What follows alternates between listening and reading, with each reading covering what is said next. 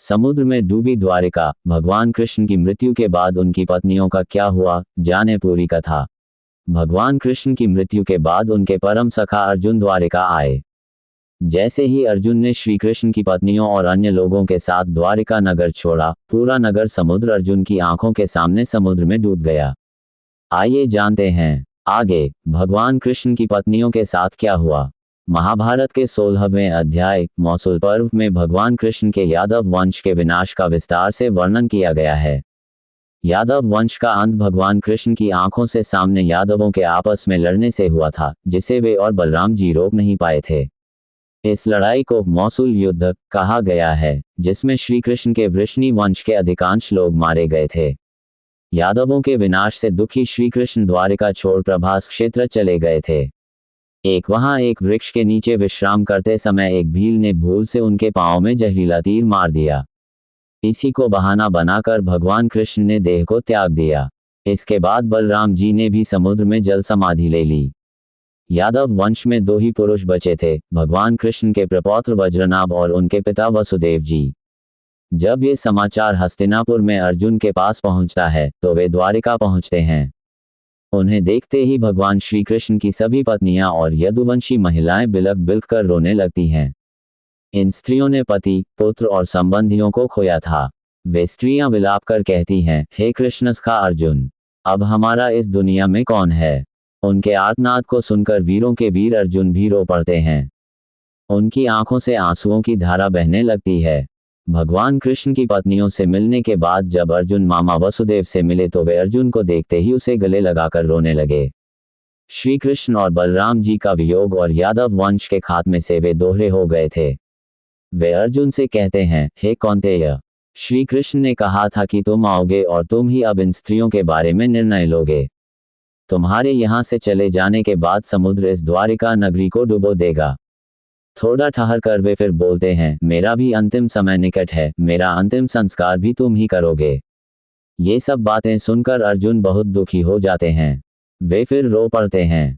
अर्जुन के सिर पर द्वारिकवासियों को बचाने की बहुत बड़ी जिम्मेदारी आ गई थी। मन ही मन दुखी अर्जुन वृषनिवंश के मंत्रियों से मिलते हैं। इसके बाद वे नगर के बचे सभी स्त्री, बालक और बूढ़ों को वहां से इंद्रप्रस्थ ले जाने के लिए इंतजाम करने में जुट जाते हैं। अर्जुन उस रात द्वारिका में ही रुकते हैं। सुबह समाचार मिलता है कि वसुदेव जी ने प्राण त्याग दिए थे। द्वारिका नगरी एक बार फिर महिलाओं के रुदन विलाप और आंसुओं से बिलखने लगती है। यादवों का अंतिम संस्कार। अर्जुन ने अपने मामा वसुदेव के अंतिम संस्कार के साथ उन सभी यादवों का अंत्येष्टि कर्म किया, जो आपस में लड़कर मारे गए थे। लेकिन उनका दिल तब फट पड़ा जब वसुदेव जी चिता में आग लगा दी गई तो उनकी चारों पत्नियां देवकी, भद्रा, रोहिणी और मदिरा भी उस चिता पर जा बैठीं। ये भयानक दृश्य महाभारत में मारे गए लाखों लोगों की मौत से ज्यादा भयानक था। सभी के अंत्येष्टि कर्म के 7वें दिन प्रेतविधि कर्म करके अर्जुन सभी द्वारिकावासियों के साथ वहां से निकल पड़े। उनके साथ रथ, घोड़े, ऊंट, बैल, जो भी सवारी संभव हो पाए उस पे सवार हो चल पड़े। द्वारिकावासियों के साथ ही भगवान कृष्ण की 8 पत्नियां और श्री कृष्ण के प्रपौत्र वज्रनाभ भी थे। अर्जुन इन सभी लोगों के साथ जैसे ही द्वारिका से निकलते ही संपूर्ण नगरी देखते ही देखते समुद्र में डूब जाती है। इस अद्भुत दृश्य को अर्जुन और द्वारिकावासी अपनी आंखों से देखकर आश्चर्यचकित हो जाते हैं। ऐसा लग रहा था मानो समुद्र द्वारिका को डुबोने का इंतजार कर रहा था। ये देव की अद्भुत लीला थी। समुद्र तब तक रुका रहा जब तक कि हम सभी द्वारिका के बाहर नहीं निकल जाते हैं। भयानक जंगल, बीहड़, नदी नाला को पार जब कारवां पंच देश पहुंचता है, वे लोग वहां पड़ाव डालते हैं। वहां रहने वाले लुटेरों को जब वहां ठहरे कारवां की खबर मिलती है तो वे धन के लालच में उन पर धावा बोल देते हैं। वे सिर्फ स्वर्ण आदि ही नहीं लूटते हैं बल्कि सुंदर और जवान महिलाओं को भी लूटते हैं। चारों ओर हाहाकार मच जाता है। लुटेरों से लड़ने के लिए अर्जुन अपने दिव्यास्त्रों का प्रयोग करने के लिए मंत्र का स्मरण करते हैं, लेकिन उन्हें कोई मंत्र याद नहीं आता है।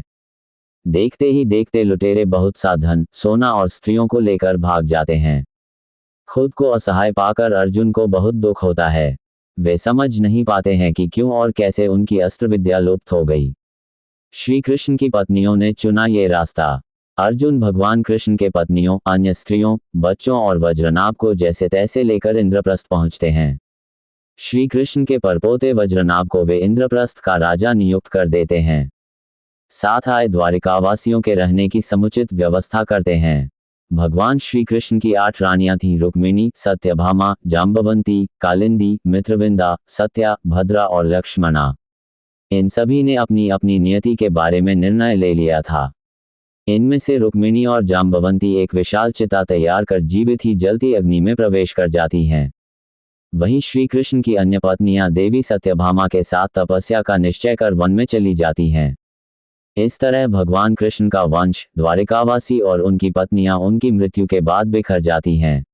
मेरी यह जानकारी आपको अच्छी लगी हो तो मेरे चैनल को सब्सक्राइब करें, वीडियो को लाइक करें और कमेंट करें। धन्यवाद। राधे राधे।